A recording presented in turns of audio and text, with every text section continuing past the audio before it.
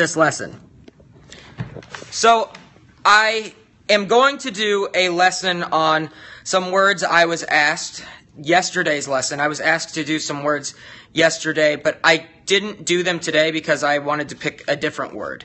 I had a fun lesson picked out, and I like this word. So tomorrow, if you ask the question about some specific words, I will be doing that tomorrow. So be ready for that. I will be doing a different lesson tomorrow than just the usual vocabulary lesson.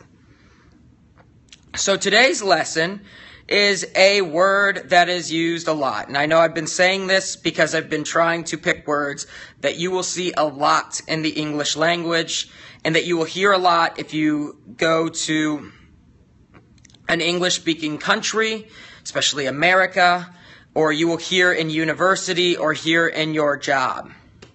This is a word that is used very commonly, which means it's used often or a lot. And the word is apprehensive. Apprehensive. And it's a long word. So again, I'm going to say it apprehensive. And it is spelled A-P-P-R-E-H-E-N-S-I-V-E. Apprehensive. Apprehensive. And what this word means is to be fearful, or to be anxious, or to be nervous, or worried, or frightened. So if I'm apprehensive, good. You're spelling it. This is very good. If I'm apprehensive, I'm scared, or I'm nervous, or I'm frightened. Very, very scared. Oh, I don't know what to do. So when you are apprehensive, a good example of this is when you didn't study for a test. You didn't prepare or get ready for a test. And the test is 20 minutes from now, so you have to take the test soon. You would be apprehensive about taking the test because you are not prepared. You are not ready. So you are nervous, you are anxious because you aren't ready. You are fearful that you will get a bad grade. You are very scared. When I am apprehensive, I start to sweat. My face turns red, and I start to get very nervous. I start to shake. Start to shake when I am apprehensive. And this word is used a lot. You will hear people say, oh, he seemed apprehensive, or he looked apprehensive about taking the deal. So if you work in business and you're trying to sell something to someone, the person, if someone doesn't want to buy something from you, they might be apprehensive. They might be nervous about buying from you, either because they think you are scary or sketchy. Sketchy means not very trustworthy. Or because they don't want the product, but they don't want to offend you. They don't want to hurt your feelings. So they can be apprehensive. You can also be apprehensive about going on a date with someone. So if it's someone you don't really like them, you're a little apprehensive about going on a date. You're nervous about going on a date with them because they might not be trustworthy, or they may be weird, or they may be someone that you just aren't interested in. So this is apprehensive. So to use in a sentence, here's the first example. After hearing the scary noise, I was apprehensive about going upstairs. So if I was going to hear a scary noise, so I'm sitting here and all of a sudden I hear, ooh, like a ghost. I would be very nervous. I would be apprehensive. I don't want to go upstairs because there might be a ghost upstairs or a monster.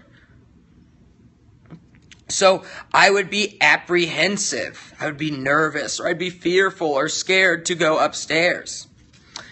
And then another example is because he was not prepared. Carl was apprehensive about taking the test. So Carl didn't get ready for the test. Let's say Carl had an English test and he didn't practice. He didn't practice for the TOEFL. He would be apprehensive about taking the TOEFL exam because he didn't study. So now he has to cram. Cramming means study a lot in a short amount of time. You will hear this a lot. If you come to university, you will hear the word cram. To cram means to fit a lot into a very small time period, or to fit a lot in a very small space.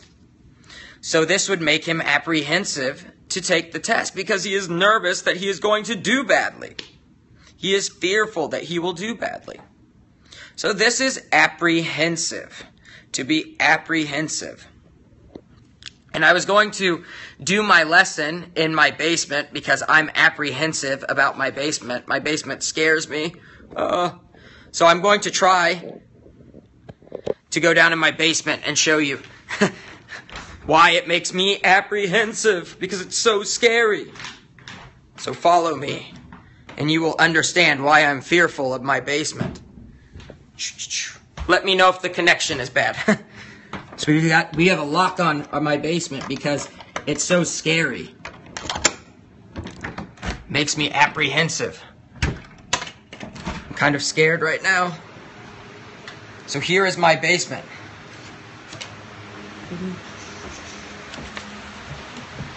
It's very scary and dark.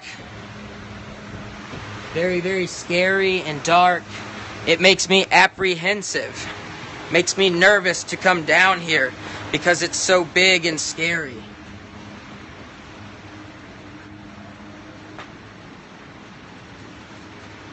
So I hear a lot of noises down here. A lot of noises, scary noises, and I get apprehensive. I'm nervous to come down here because it is very scary and it is very old. My house was made in 1880. The year 1880. So it's very old, as you can see. And this is why I am apprehensive about going downstairs. So I'm going to run upstairs now. Ow!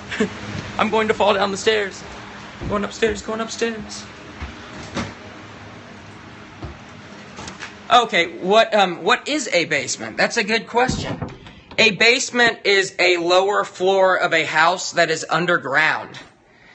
So any part of the house that is underground is called a basement. Basement is B-A-S-E. Oh, sorry. So it's base. So when you think of base, it's the lowest level. So basement. It's the lowest level of the house. So now I can take questions about this or anything else. And yes, I saw that tests make some of you apprehensive. They make me apprehensive too. But some useful things if you feel apprehensive about taking a test is to breathe deeply. So be very calm. To be positive when going to take a test. This is very useful. To use positive messages, like telling yourself, I will succeed, I will do great, I will do an awesome job on this test. Doing that and saying this over and over and over again will prepare you. And practicing and studying will be useful as well. So do I have any questions? And thank you for the hearts. I'm seeing lots of pink and purple and red hearts, and I love them. Speaking English makes me apprehensive, and I was apprehensive about speaking Japanese when I was a student. I was very apprehensive, but the only way you learn is if you keep speaking. We all make mistakes. I make mistakes as a native English speaker. I will say some things incorrectly, or I will use a word incorrectly, and so this happens often.